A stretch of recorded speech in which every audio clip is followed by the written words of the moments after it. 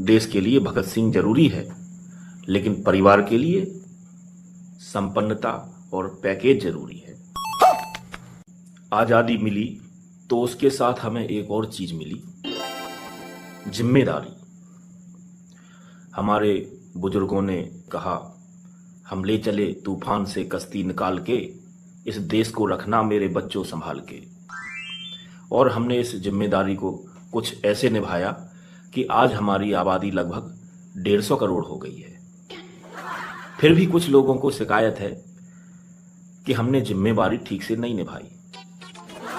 शायद इसीलिए हमारे कवि मनीषियों ने पूर्व में लिखा और देश ने बार बार गाया भी कि ए मेरे वतन के लोगों, जरा आंख में भर लो पानी, जो शहीद हुए हैं उनकी जरा याद करो कुर्बानी। ऐसा भी नहीं है कि हमने कुर्बानी को याद नहीं रखा, हमने तो कुर्बानी को इतना याद रखा कि हमारी फिल्म वालों ने कुर्बान और कुर्बानी नाम से फिल्में तक बना डाली। और जब जिम्मेवारी का भाव थोड़ा और जागा तो हमने गाया, कुर्बानी कुर्बानी कुर्बानी, अल्लाह को प्यारी है कुर्बानी। यानी देश की आजादी से लेकर आज तक कुर्बानी की परंपरा लगातार चलती रही। और अभी तो रुको, क्लाइमैक्स अभी बाकी। भगत सिंह से लेकर खुदीराम बोस, सुभाष चंद्र बोस से लेकर न जाने कितने अनगिनत वीरों तक।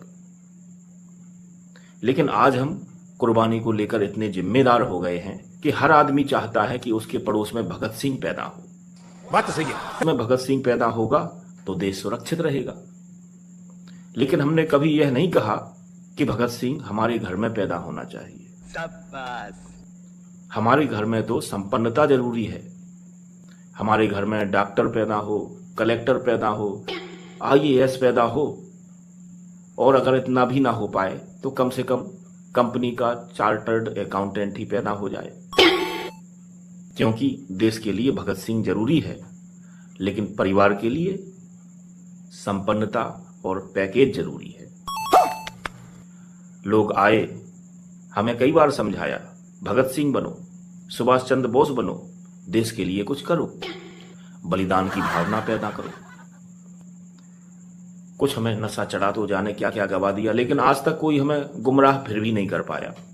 हम आज भी अपने आदर्श वाक्य पर कायम हैं।